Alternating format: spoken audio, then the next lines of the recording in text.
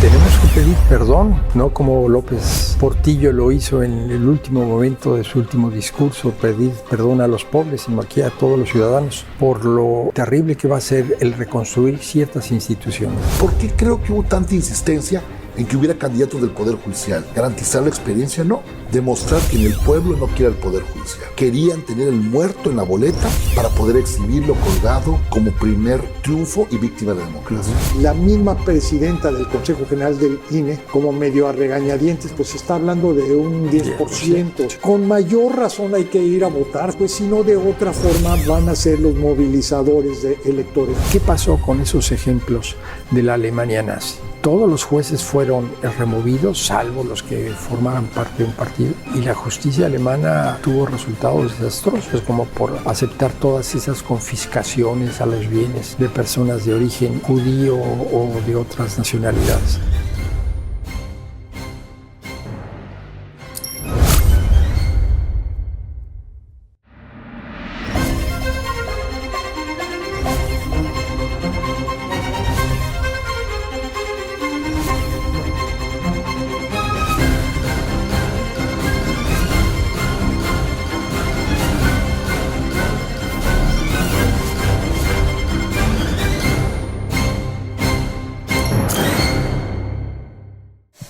Bienvenidos a un programa más de Círculo Rojo, como cada semana. Hoy Dulce María Sauri la extrañamos, no está con nosotros, pero como siempre Federico Berrueto está con nosotros. Federico, siempre agradecidos por tu compañía. Un placer estar aquí con ustedes. Y el día de hoy tenemos invitados, de verdad estamos muy contentos y emocionados por quienes están con nosotros. Está con nosotros el ministro Juan Luis González Alcántara, que usted conoce muy bien, ministro de la Suprema Corte de Justicia, que bueno, ha sido la última barrera, el último gran luchador en contra de la reforma judicial, con algunas propuestas que no gustaron desafortunadamente, pero nos queda claro que él ha sido uno de los grandes guerreros para tratar de salvaguardar los intereses de todos los ciudadanos. Ministro, un verdadero honor tenerlo aquí. Muchísimas gracias, Gastón. Es un placer estar aquí y estar aquí entre amigos como Federico Berrueto y Fernando Sosa. Gracias, doctor. Y bueno, ya escuchó, está con nosotros Fernando Sosa también. Es un afamado y conocido jurista que trabaja precisamente como coordinador de ponencia del ministro. Fernando, doctor, muchísimas gracias por venir. Muchas gracias por la invitación, aquí estamos felices y en casa. No, hombre, muchísimas gracias. Y bueno, pues a lo que vamos, nos gustaría mucho conocer, doctor, pues su opinión sobre la situación actual. Están en transición en el Poder Judicial y son momentos complicados.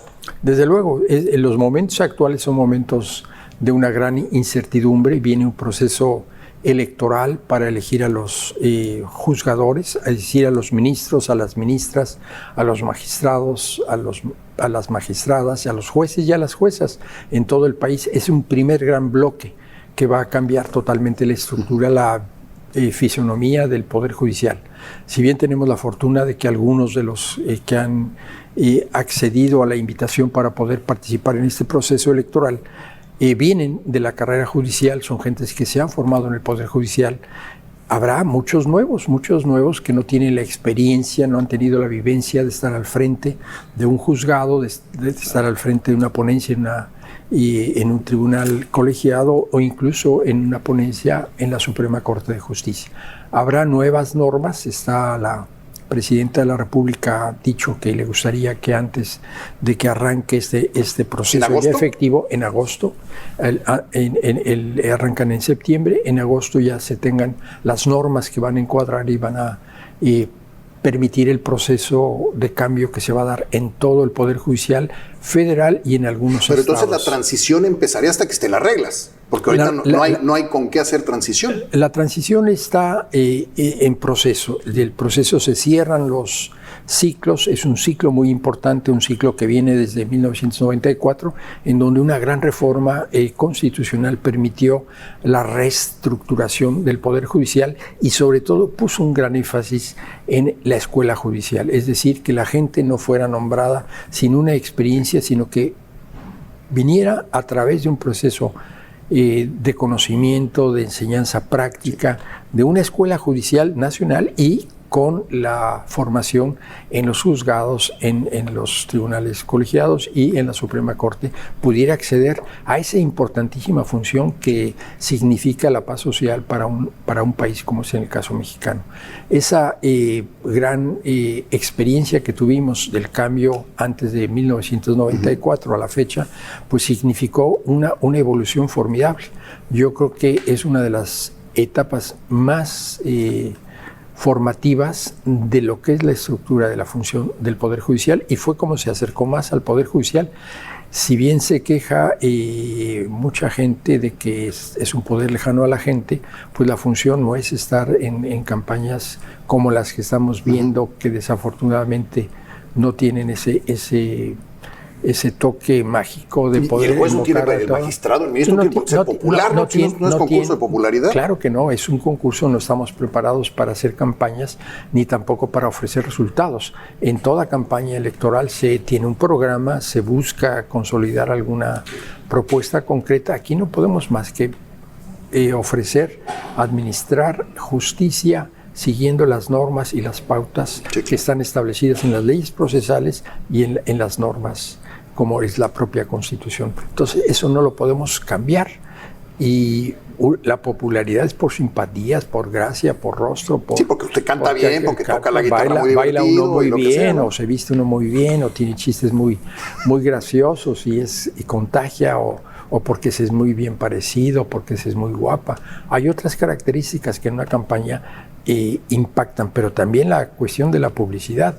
El mensaje, pues el único que damos es voy a cumplir con la ley, pues eso lo ofrecemos y la gente no entiende eso. Sí. Pero además hemos visto esa apatía extraordinaria en la población que han llevado al cambio de la idea original, que era que los partidos políticos no participaran.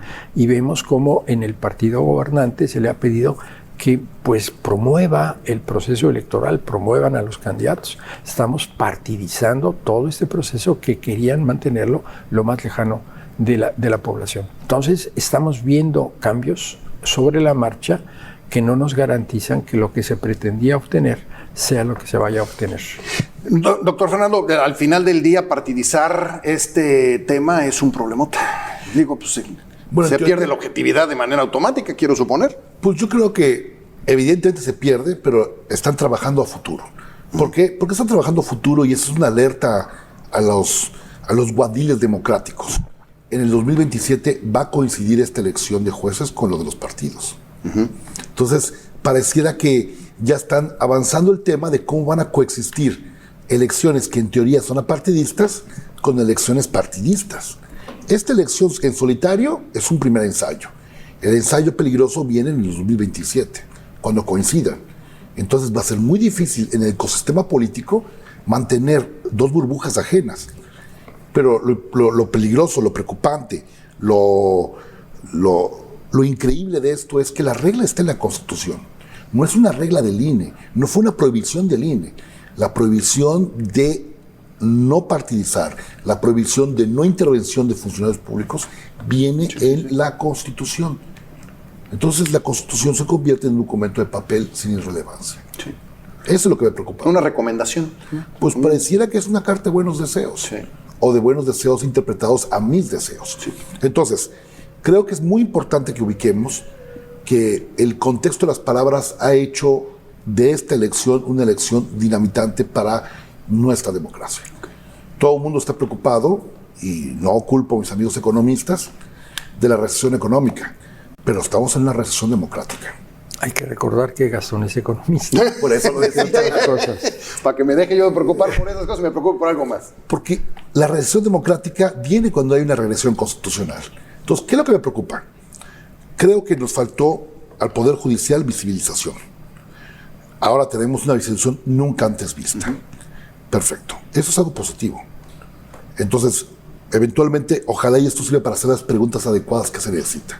Y la primera cosa que yo quiero decir es, una elección del Poder Judicial debe partir de una idea. Los jueces sí hacen política. Okay. Siempre han hecho política. Pero ojo, no política como nos quisieron contaminar o nos quisieron decir que estábamos haciéndolo mal. La política judicial, y aquí hago un adjetivo que es diferenciador, es que la política judicial estaba hecha en el Estado del Derecho para construir, al igual que los del Legislativo y el Ejecutivo, salvaguarda de derechos, pero construirlos en donde no fueran populares. El hábitat de un juez constitucional o de cualquier juez en un Estado de Derecho constitucional es que él va a intervenir en donde algo no es popular. Y voy a poner un ejemplo práctico, rápido. La Ciudad de México se ha considerado por ser el avance progresista en materia legislativa. Sin decir nombres y sin decir intervenciones, la primera legislación sobre maternidad subrogada se expidió en la Ciudad de México. Era para solucionar un problema en una ciudad tan amplia, tan pluricultural, donde había un tema de salud pública, pero también un tema del uso del cuerpo de la mujer, también un tema de evitar que hubiera venta de menores, y el Congreso decidió hacer su actuación.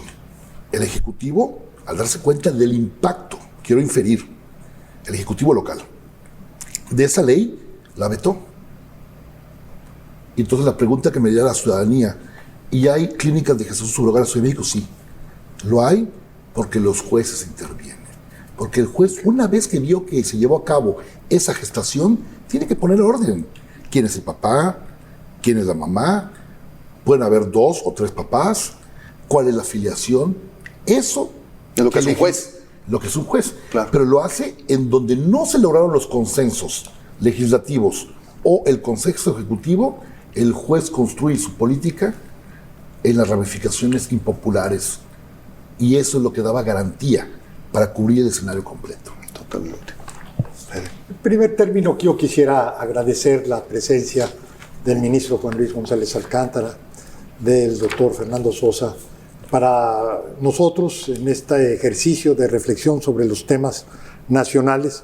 Creo que es un verdadero privilegio, porque son 2 personas, además de que conocen a profundidad, han vivido el tránsito, por decirlo así, de lo que ha sido justamente el modelo democrático de este país. Desde el partido dominante a una pausa que yo llamaría democrática que acabó en el 88 y un proceso justamente de regresión democrática que coincido plenamente con lo que dices, Fernando.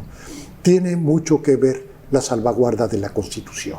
Donde hay democracia, la Constitución importa, vale. Bueno, dicho esto, lo que vería yo que hay 2 planos diferentes. Uno es lo que la sociedad padece en términos de justicia, este déficit de justicia en la sociedad mexicana, y por otro lado, lo que se ha hecho institucionalmente para atender este problema de justicia. Respecto a lo primero, lo que es importante es preguntarnos, ¿dónde están los mayores problemas para que la sociedad pueda acceder a una justicia confiable, pronta, expedita, etcétera, etcétera? Y lo que vemos es que la reforma por la que se optó no atiende ese problema. No solamente no lo atiende, lo complica, lo dificulta. Y desde mi punto de vista vamos a acabar con un problema mayor del que iniciamos o con el que iniciamos. ¿Y por qué es esto? Primer término, algo que no le queda claro a mucha gente porque no puede diferenciar el ámbito federal de lo que es el ámbito local. Segundo, que hay muchos temas, sobre todo en materia de justicia penal, que no están en el ámbito propia o estrictamente judicial. Por ejemplo, el Ministerio Público, que su intervención es fundamental, no solamente para, pues digamos, la sujeción a proceso a un presunto culpable, sino también para aportar todos los elementos de prueba en función del cual el juez decide. Claro. El juez tiene muy acotadas sus tareas de investigación. Tiene que resolver fundamentalmente con los elementos que le haga llegar el Ministerio Público, como el representante de la sociedad o del Estado, como quiera calificarse.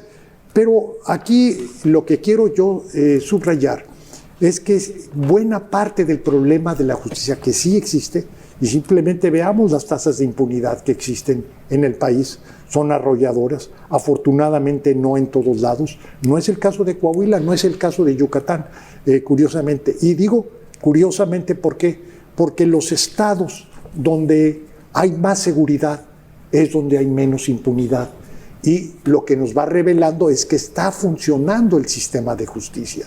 Esto de remitir a las causas profundas, la desigualdad, la pobreza, es una demagogia que no se sustenta con la evidencia. La evidencia lo que nos dice es que donde hay impunidad hay delincuencia, hay crimen, hay asesinatos, hay desaparecidos. Donde opera el sistema de justicia, eso no existe o se vuelve marginal. Y esto lo debo yo destacar precisamente porque creo que en el tema de la reforma judicial, si bien es cierto que hay un agravio social por el problema de la justicia, esta reforma no lo atiende, no lo resuelve, sino más que todo lo complica. ¿Por qué lo complica? Y con esto concluyo. Porque de lo que se trata, el perfil del juzgador debe ser el de capacidad, el de formación, el de experiencia y una fórmula de designación consecuente con ello que a su vez nos lleva a esta idea de independencia. ¿Independencia qué? De los factores económicos o de los factores políticos. El modelo por el cual optamos es un modelo que justamente compromete una de las premisas de la eficacia de la justicia, que es la independencia del juzgador sobre los intereses en juego. Sí. Doctor. Pues sí, aquí Federico nos ha puesto en grandes problemas. Grandes problemas porque da con el meollo del asunto. La justicia más cercana a la gente es la justicia del foro común y él lo jerarquiza de una manera magistral. La parte penal es fundamental resolverla y no la vamos a resolver cambiando a los jueces, la forma de designar a los jueces, haciendo elecciones para jueces penales, sino el procedimiento de investigación que tiene que hacerse a través de la figura del Ministerio Público, de las policías, que son las primeras personas que están en contacto con el delito, con el crimen, con el homicidio, con la desaparición de una persona. Pues no hacemos nada, no estamos cambiando esas fórmulas, no los estamos dotando del procedimiento técnico, científico para poder hacer una investigación. Estamos viendo el caso concreto de los EMEFOS, en donde hay cadáveres que no tenemos la capacidad de investigar quién es, cuáles son sus antecedentes, porque tenemos registros deficientes de personas desaparecidas. Si nosotros atendiéramos en el caso de los servicios médicos forenses que hay en cada una de las entidades, que pudiéramos hacer la investigación de quién es esa persona, de dónde viene, cuál es su identidad, resolveríamos en mucho el problema. Pero si a eso agregamos que no estamos formando a los ministerios públicos que la sociedad necesita, pues no vamos a resolver el problema. Cuando decimos vamos a solucionar porque vamos a tener una nueva justicia electa a partir del mes de septiembre de este año, es una gran mentira, porque la mitad de los funcionarios no van a ser designados. No estamos haciendo nada, absolutamente nada en la justicia agraria, que es un problema que tiene 200 años en nuestro país.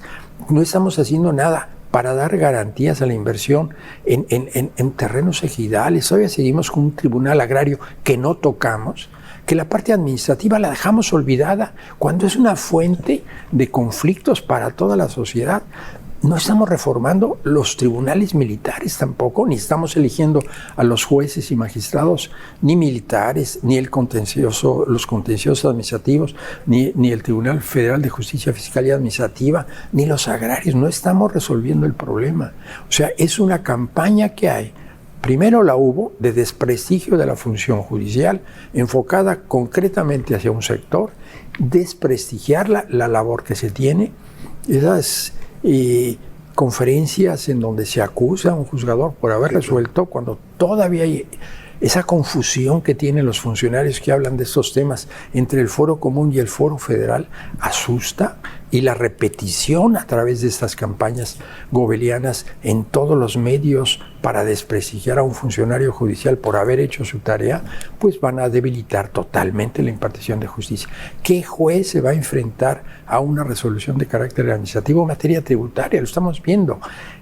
Los medios van a resolver. Estamos haciendo una justicia por medios de comunicación hay muchas cosas que reflexionar, pero como decía Federico, la forma de selección, la forma de elección, la forma de designación, la forma de permanencia, la estamos omitiendo. No le estamos dando ninguna garantía a través de la creación de un tribunal de disciplina que va a revisar las resoluciones que incomoden al poderoso. Y el poderoso podrá ser el funcionario político, el funcionario que tiene el poder de decir, no, esta resolución es en contra de la sociedad, es en contra del Estado, y golpear a ese juzgador a través de un procedimiento inquisitorial que va a debilitar la posibilidad de que imparta justicia conforme a su leal saber y entender. Me gustaría, vamos a tener que ir un corte brevemente, pero me gustaría entonces dejar la pregunta en el aire y a ver si ahorita que regresemos la podemos resolver. Es más fácil pensar que lo hicieron porque son malos, porque son tontos, porque son ignorantes. Eso es como la solución simplista. Existe la posibilidad de que todos estos cambios hayan tenido de raíz un proyecto mucho más allá, claro, del pretender que son malos por poca experiencia o poco conocimiento, ¿no?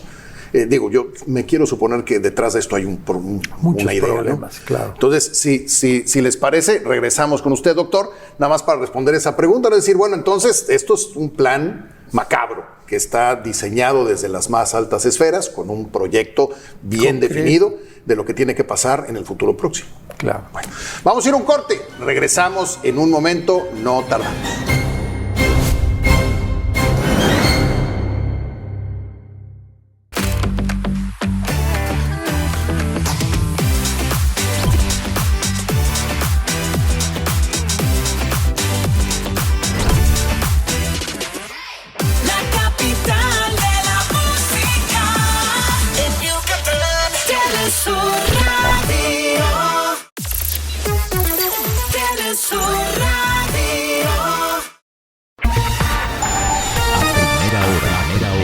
Para despertar con toda la información, escuche a Primera Hora con Gastón Lambarri y Viridiana Pacheco, de lunes a viernes en punto de las 6:30 de la mañana por Telesur Radio.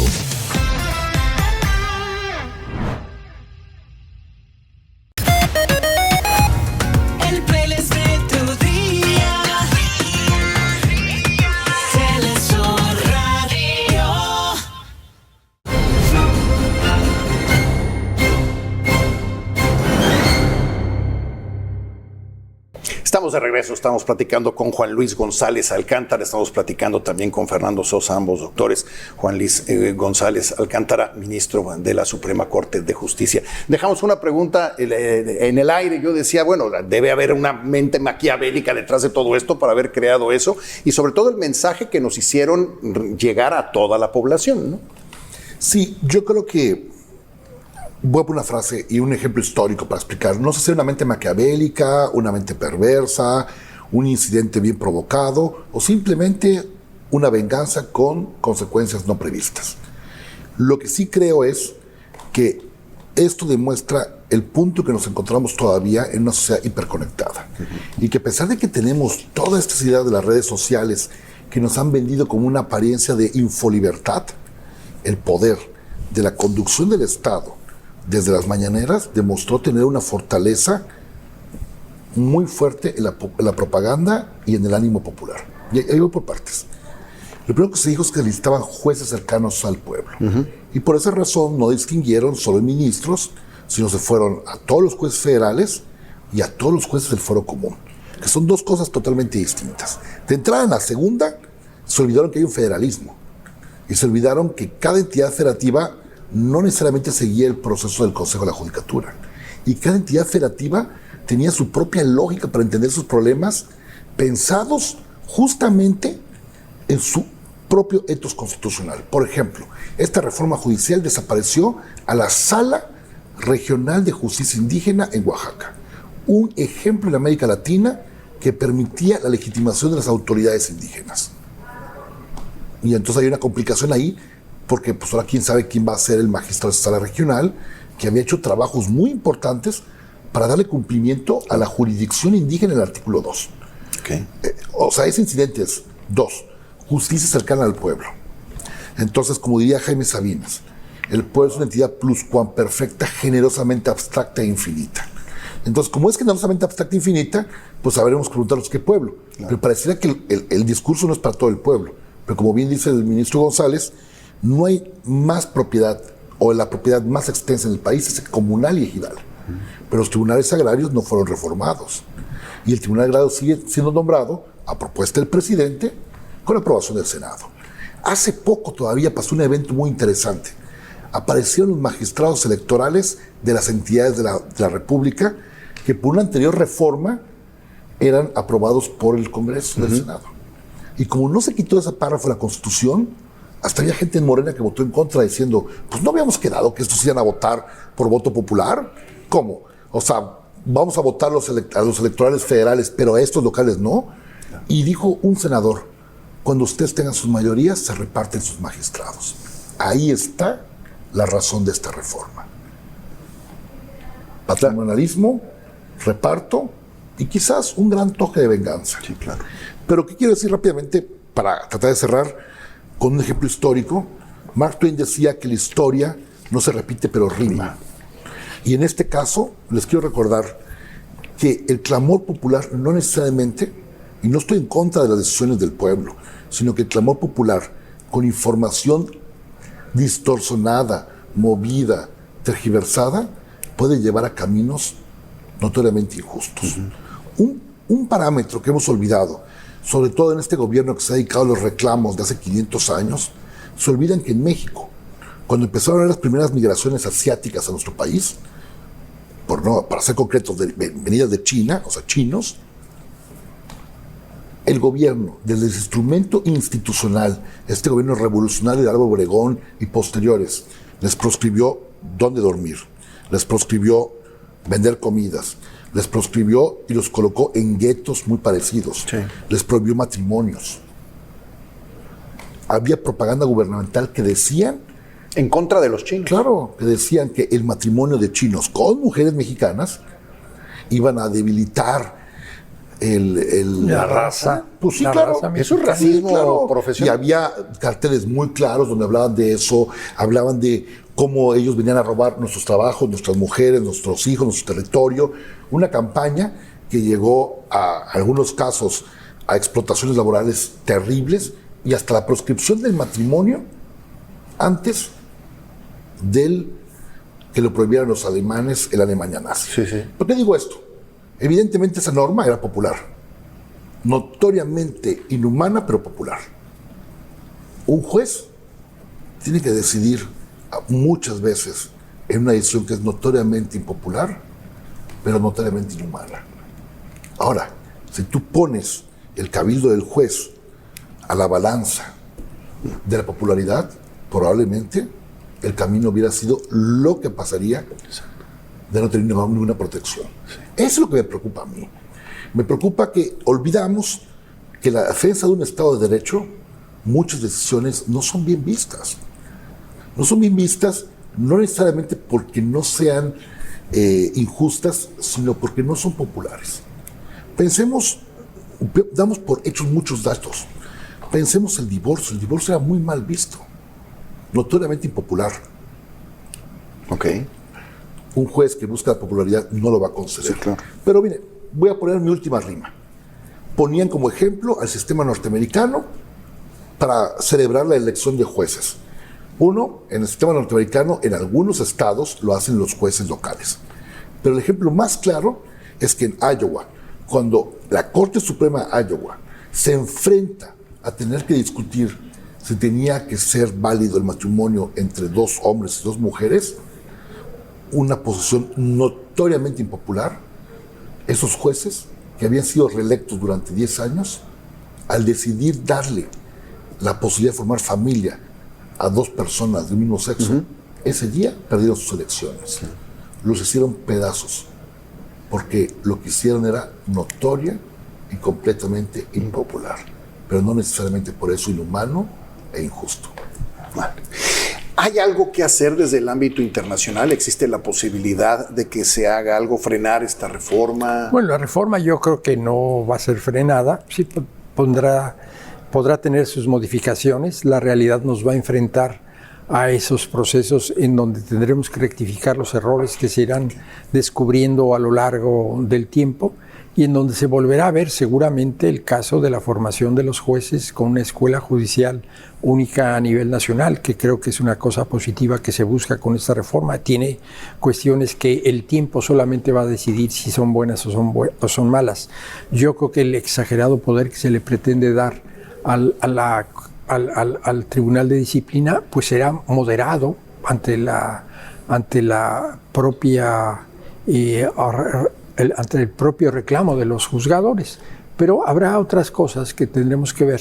En materia internacional yo lo veo difícil. Tenemos una Corte Interamericana muy debilitada por la parte económica, y sus resoluciones tardan muchísimo tiempo en ser dictadas. Tenemos otros órganos internacionales, como es el caso concreto de la Comisión de Venecia, que se ocupa de la situación del Estado de Derecho en algunos países, que a lo mejor retoma el tema de la modificación de la estructura del proceso de selección de los jueces en algunos países de América Latina, no nada más el caso concreto de México. Tenemos el caso de Bolivia, Perú y otros países que están pensándolo hacer, pero tenemos el ejemplo que estamos viendo en los Estados Unidos, en donde el presidente Donald Trump pretende destruir totalmente el noveno circuito porque lo considera que siempre resuelven en contra de los intereses del jefe de gobierno.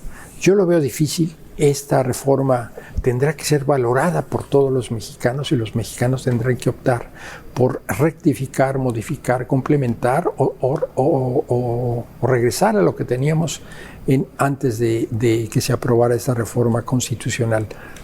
Yo creo que la propia experiencia va a ser muy dolorosa para México si no se alcanzan las metas que se han propuesto, pero tendremos que hacer un acto de contrición y ver si realmente era lo que se necesitaba o no se necesitaba. Yo creo que el acercar a la gente al Poder Judicial es bueno cuando se conocen las resoluciones. Había una gran soberbia, yo creo que por parte de muchos juzgadores, no de todos. Desde luego, las resoluciones eran dictadas o son dictadas en su mayoría en un lenguaje poco entendible para la población, y un poco más de cultura cívica a todos los niveles, que nos permita conocer la diferencia entre un juez del fuero común, un juez de paz, entre un juez federal, un juez especializado en telecomunicaciones, por ejemplo, la misma labor de la Suprema Corte, en qué va a consistir, y que haya una mayor identificación hacia la importancia de tener un poder judicial. Bueno, cuando Fernando hablaba de la historia, nosotros debemos de ver qué pasó con esos ejemplos de la Alemania nazi. Cuando para poder ser juzgador, ser profesor de derecho, poder ser litigante, tenías que formar parte de un partido, y todos los jueces fueron removidos, salvo los que formaran parte de un partido, y la justicia alemana tuvo resultados desastrosos, como por aceptar todas esas confiscaciones a los bienes de personas de origen judío o de otras nacionalidades. Yo creo que hay muchas experiencias también en Italia, y desde luego en la Unión Soviética en el periodo de Stalin, en donde los juzgadores recibían una consigna, en donde su actuación estaba identificada con una ideología que gobernaba y no había una pluralidad en términos generales. Yo creo que son periodos de nuestra historia universal, que tenemos que estudiar y rectificar. México ha pasado por distintas etapas dentro de la administración de justicia. Hay que recordar cómo el general Cárdenas reemplaza a todos los ministros porque los consideraba conservadores, y yo creo que el proceso de que hubieran sido de diferentes áreas, diferentes corrientes, incluso el nombrar mujeres, como en el caso de el presidente Zedillo, que nombra a una ministra, o el presidente López Mateos, que nombra a la señora Salmorán, pues nos dio la posibilidad de ir modificando la estructura de la Corte y haciéndola más paritaria, cosa que es perfectamente loable. Lo que sí debemos nosotros de ver es que la capacidad de la gente y la independencia que tengan las personas pues debe estar combinada y debe estar presente. No podemos pensar en alguien que vaya a resolver sin conocimiento. Sabremos que esos equipos que seguramente muchos conservarán podrán darle continuidad a mucha de la labor que se está haciendo actualmente, pero un cambio tan drástico como el que se viene va a afectar desde luego la impartición de justicia. Y eso va a tener una repercusión en el aspecto de las inversiones que no alcanzamos a comprender, que la gente no alcanza a vislumbrar. Porque un poder judicial que no sea autónomo no permite la garantía de una impartición de justicia imparcial, y yo creo que cualquier inversionista quiere que quien lo vaya a juzgar o que vaya a juzgar los asuntos tenga a la ley de por medio. Totalmente. Federico. Bueno, un tema que hemos aquí abordado es una reflexión sobre ir a votar o no ir a votar. Quien ha tenido algunas expresiones, o quizá las expresiones más críticas, más negativas a la reforma judicial, he sido yo. Verdaderamente lo califico como una farsa totalmente contraproducente, pero también he dicho que soy de la idea que hay que ir a votar, al menos así lo.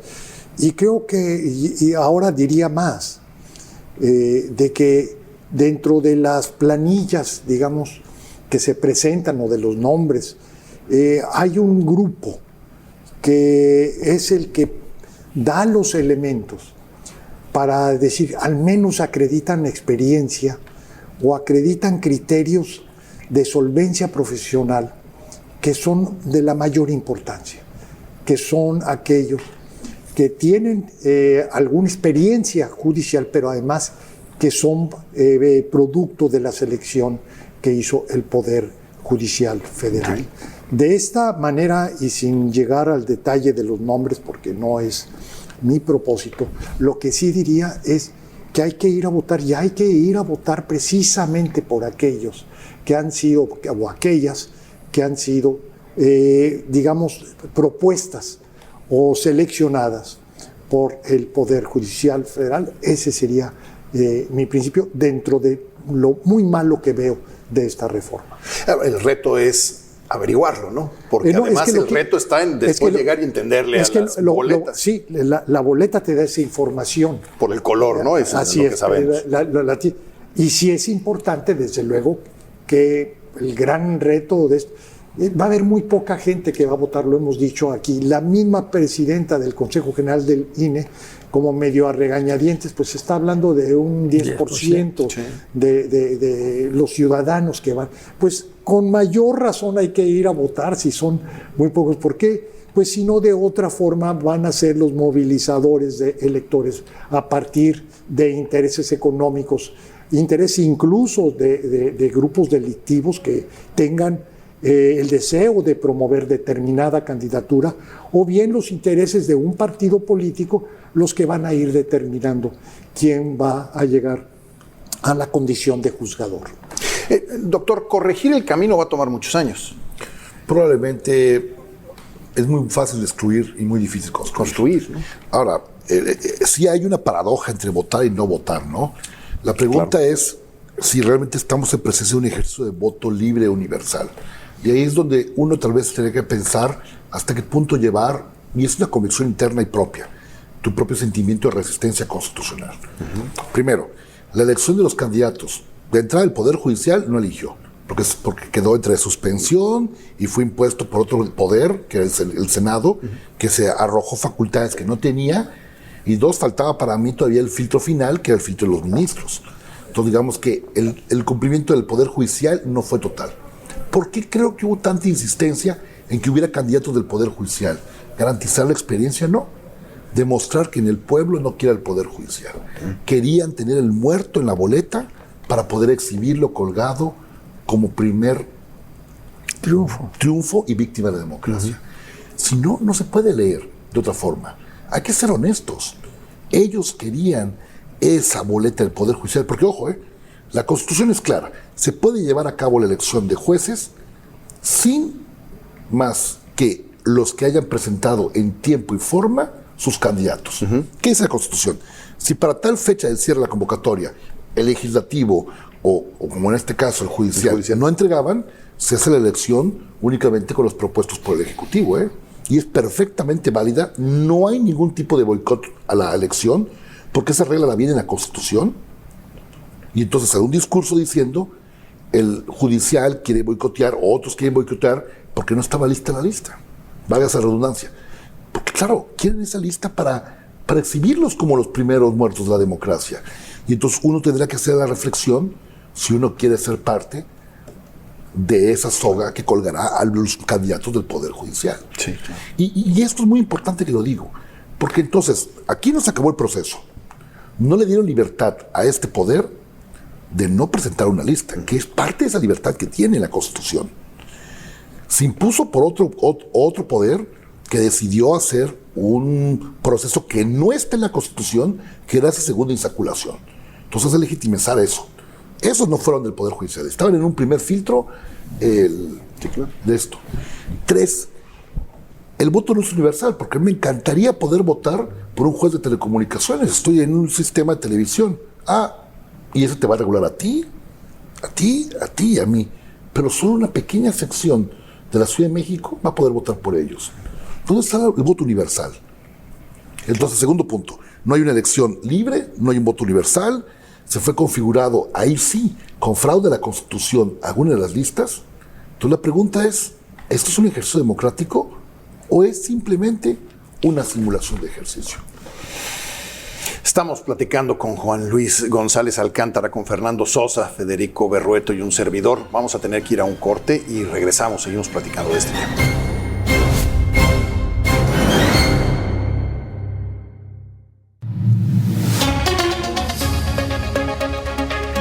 Manténgase informado de lunes a viernes a la 1:30 de la tarde con Juan Pablo Galicia y Fernanda Solís. Solo por Telesur Radio.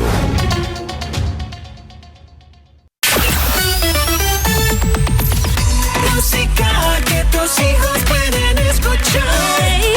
Telesur Radio.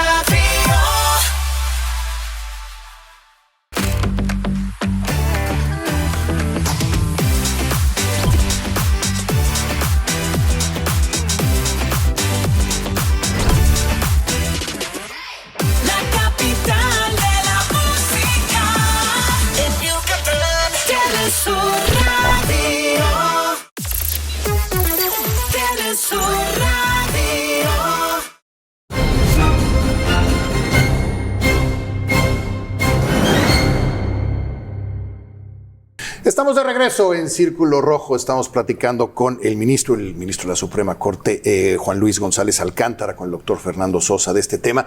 Y Federico, hablábamos ahorita de la situación en el mundo. Bueno, nuestros invitados tienen un gran conocimiento, son, digamos, más allá de ser extraordinarios, espléndidos juzgadores, también son estudiosos de lo que está ocurriendo, obviamente en el país, pero sobre todo en el mundo. Y algo que llama la atención, y ahorita prácticamente es algo que se desenvuelve por horas en Estados Unidos con la presidencia de Trump, es este conflicto que él tiene con los jueces que realizan exactamente lo mismo que realizan los jueces aquí en México, que es revisar los actos de autoridad del gobierno, en este caso de la presidencia de Trump, quien arrancó su gestión con una serie de acuerdos muy polémicos, pero sobre todo de una muy frágil legalidad, incluso constitucionalidad.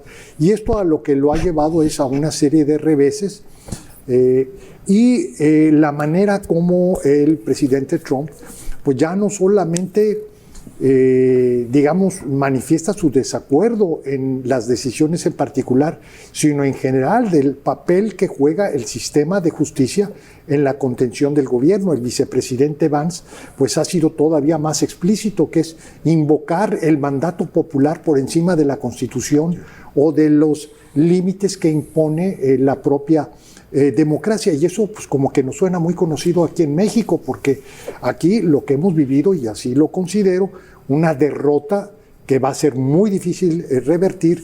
En el caso de Estados Unidos creo que hay una puja, una diferencia que estimo que el desenlace va a ser adverso al presidente Trump por muchas consideraciones, no solamente por la fortaleza del Poder Judicial, sino también por su impacto que está teniendo en la economía, en la cultura, en una serie de otros frentes. Veamos cómo desahogó el gobierno de Trump el tema del debido proceso en la expulsión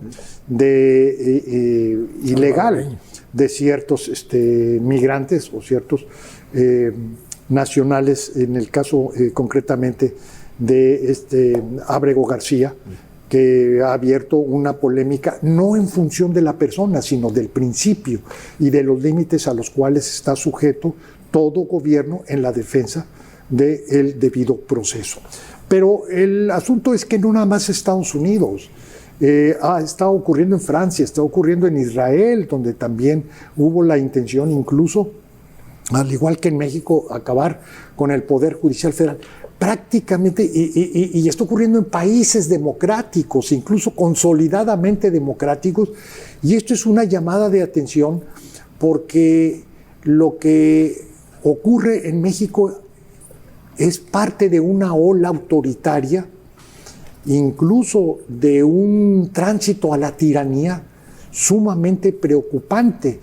Y lo que mi reflexión es cómo nos vemos, cómo se ve México en sus problemas frente a lo que está ocurriendo en el mundo.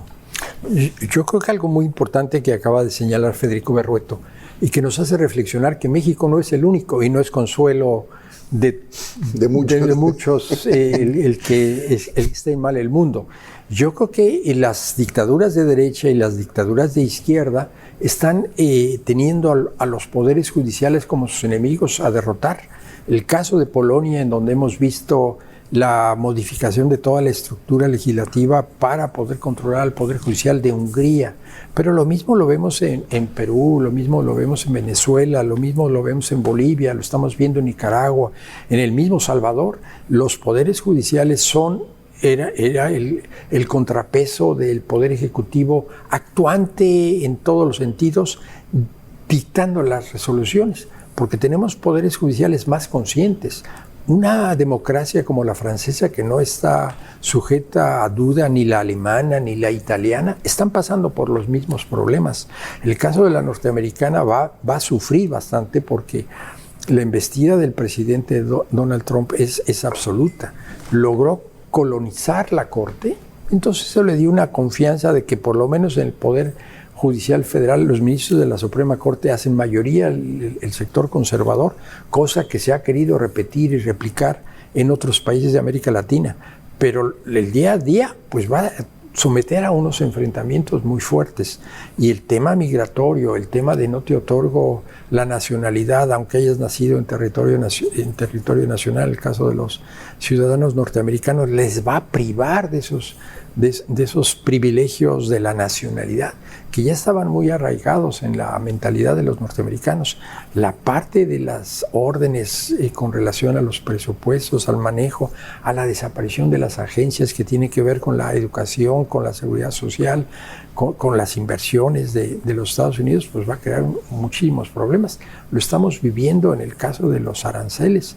El problema arancelario es un problema que debe de pasar por una revisión del Congreso, y aquí el presidente, con base en antecedentes arcaicos, podríamos decir, está tomando decisiones de modificar tratados internacionales como el Tratado de Libre Comercio con Canadá y con México, está asumiendo posiciones, imponiéndose por la fuerza, que va a crear una serie de desconciertos.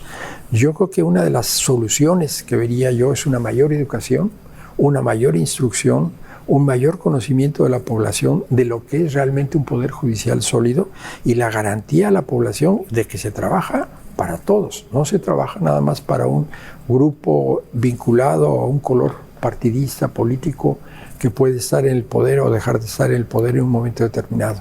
Yo creo que la pluralidad nos ayuda, somos un país plural, no es lo mismo la gente del norte que la gente del sur o del centro, pero los poderes judiciales deben de trabajar para toda la sociedad. Y es algo, el conocimiento de la función que se tiene, es algo que debemos de tratar de convencer a la gente de la necesidad que tenemos de ese equilibrio de poderes, para que no haya esa concentración en uno de los órganos como es el Ejecutivo, en el caso de China o de otras sociedades que son totalmente controladas por la voluntad de una sola persona o un solo grupo político o un solo partido. Este regreso a los hombres, a los puestos, a los ejecutivos tan fuertes en el mundo, en Europa, ¿es mala memoria? ¿No leímos historia y estamos repitiendo lo de antes? Por eso rima, como decía Mark Twain. Pues, o sea, de entrada se equivocó Francis Fukuyama. Bueno, sí, ya lo dijo, ya anunció. Entonces es interesante eso. Dos, yo creo que estamos ante una crisis de las democracias liberales, porque dejamos de tener en presencia las ventajas de los valores que derivaban de estas democracias liberales. Y como dejamos de tener esto que es tan teórico, tan etéreo, pues lo que se convirtió entonces en un vacío popular. ¿Qué es lo primero que yo veo? Es muy fácil un discurso estridente, ruidoso, pero que tenga poca efectividad. Lo que a mí me preocupa es que antes podía haber este discurso estridente, ruidoso, pero no se rompían ciertas reglas no escritas, ciertos principios le podríamos decir, de pudor constitucional o pudor institucional. Por ejemplo, ¿qué es lo que yo veo en México? Vamos a tomar el mito y la historia. A mí me parecía extremadamente increíble cómo funcionaba el Estado de Derecho cuando uno estudiaba Derecho y encontraba este pasaje de un juez un juez federal radicado en Tuxtla Gutiérrez llamado Daniel Cepeda, que se entera que en plena Revolución Mexicana van a fusilar a 2 personas en pena de muerte por un batallón del ejército. Daniel Cepeda, que es un juez de amparo, corre heroicamente con un papelito, una pluma en la mano y le concede la suspensión a un batallón armado. El batallón objetó la autoridad del juez, objetó la formalidad del documento. Y lo que platica el juez es que hubo una discusión porque no faltaba el sello, aunque él fuera el juez, no había un sello, lo querían los militares, y después de que consiguieron el sello, una de esas personas salvó en vida. Estamos hablando de un México convulso, destruido, en donde las fuerzas de las guerras estaban expoliadas, y aún así un batallón decidió hacer el caso a un juez armado con una pluma, y la leyenda negra dice que era la cajetilla del cigarro donde dio el acto de esa suspensión. Hoy por hoy es un mito, porque desde el discurso presidencial se han desobedecido las resoluciones judiciales. Las compartas o no las compartas. Si yo traslado ese evento de la Revolución Mexicana, diría, ese juez no permitió destruir a esos criminales que se echaban la libertad. No, ese juez lo que tenía le permitió, intereses. Tenía intereses. Sí, claro. Protegió a esos criminales que eran unos vándalos que destruían. Y que merecían morir, Y que merecían morir. Sí, claro. Entonces, ese mito es mito ahora. Sí. Esa es una historia, esa es la importancia. ¿Cuál es lo que todavía veo que existe en otros países que no hay en México? En México, garantemente, no importa lo que diga un juez. Y es una señal de alerta.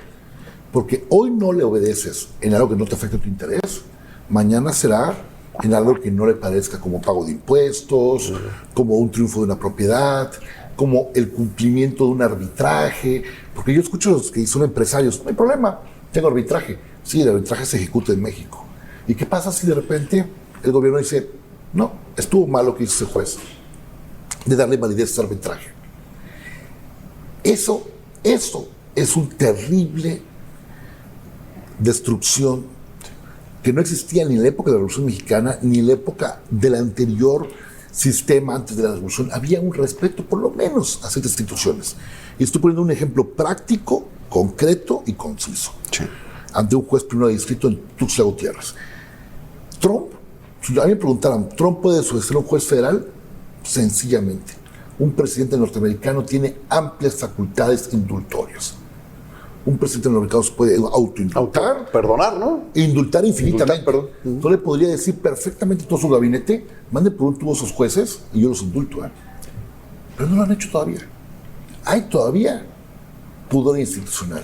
Porque constitucionalmente lo puede hacer, Y de esto el profesor Levinsky, cuando escribe este libro, Cómo mueren las democracias, dice, esto lo puede hacer todo Trump. Y hoy por hoy no lo ha hecho. México ya rebasó esa línea. Sí, ya la rebasamos. Fede, algunos comentarios para empezar a cerrar. Bueno, somos testigos en este tiempo de la destrucción de una de las mayores realizaciones de generaciones, el gran anhelo, yo diría, que era llegar a una normalidad democrática. Y como parte de este proceso que involucra muchas voluntades, incluso algunas de ellas que están ahora en el poder, una de ellas era precisamente la independencia del Poder Judicial Federal y concretamente de la Suprema Corte de Justicia de la Nación. Y fue una realidad, que tuvo un peso importante para los ciudadanos, para las personas, para el país en su conjunto. Y lo que vemos es que esta propuesta que ahora tenemos es la de destrucción de instituciones y difícilmente lo que se está proponiendo podrá construir el Poder Judicial Federal deseable y mucho menos la justicia deseable. Doctor, yo hace unos días a unos alumnos en una universidad que estaba platicando con ellos, les estaba pidiendo disculpas de manera personal por el país que les vamos a dejar, precisamente porque va a tomar mucho tiempo arreglar y reparar todo esto que está ocurriendo. Ahorita, algunos comentarios finales. Sí, claro, tenemos que pedir perdón y no como López Portillo lo hizo en el último momento de su último discurso, pedir perdón a los pobres, sino aquí a todos los ciudadanos, por lo terrible que va a ser el reconstruir ciertas instituciones. Desde luego vemos la desaparición de institutos tan nobles como el caso del INAI, con todos sus defectos como obra humana.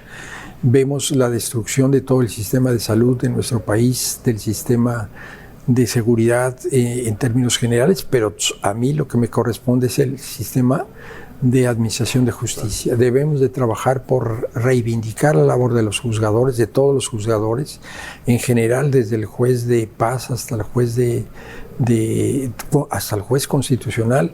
Tenemos que entender que no podemos vivir en un estado en donde el derecho no nos norme, no nos guíe, no sea una meta, que podamos tener un derecho que respetemos y una constitución. Fernando tuvo una expresión muy dura, la constitución de papel, que no debemos de permitir que la constitución sea un papel más y que pueda hacerse bolita y tirar al cesto de la basura. Es una declaración de principios, de metas, de ideales y por los que se ha luchado no solamente nosotros, sino los que nos han antecedido en este país. Y el país lo merece, las generaciones futuras lo merecen, las actuales lo merecen, y yo creo que la historia de México nos va a dejar pues esa lección de defender el Estado de Derecho a cualquier precio. Le ofrezco una disculpa porque debía haberle primero pedido los comentarios al doctor Fernando, pero por es comentarios el más finales, joven, y le pido una disculpa porque usted debió haber hablado al final, ministro. No está bien. Fue error mío. La ventaja de ser el último es que ya está todo dicho. Usted paga. Yo solo quisiera cerrar un punto. Creo que más allá de que es público, por lo menos que trabajé en un proyecto en el que da las razones porque esta reforma es inconstitucional, un proyecto que colaboramos compañeros y el ministro, lo que hay que cerrar es, no dejemos ser críticos. Logremos quitarle estridencia para, por lo menos en esta elección, preguntarnos realmente qué hace un juez. Uno de los diputados más productivos en Brasil era un señor que se dedicaba a ser un payaso de profesión. Y lo primero que su campaña decía es, ¿tú sabes qué hace un diputado? Yo no, elígeme y te cuento. Hoy tenemos a jueces que se convierten en payasos para preguntarse qué va a hacer un juez. A mí me preocupa realmente eso. Quiten la estridencia para llamar la vista y pregúntenle, ¿realmente tú puedes prometer convertir a tu tribunal itinerante en todo el estado de Yucatán cuando sabes que tú no vas a manejar presupuesto? Esa pregunta, sean críticos. Y probablemente muchos candidatos se pensarán seriamente si quieren seguir siendo candidatos.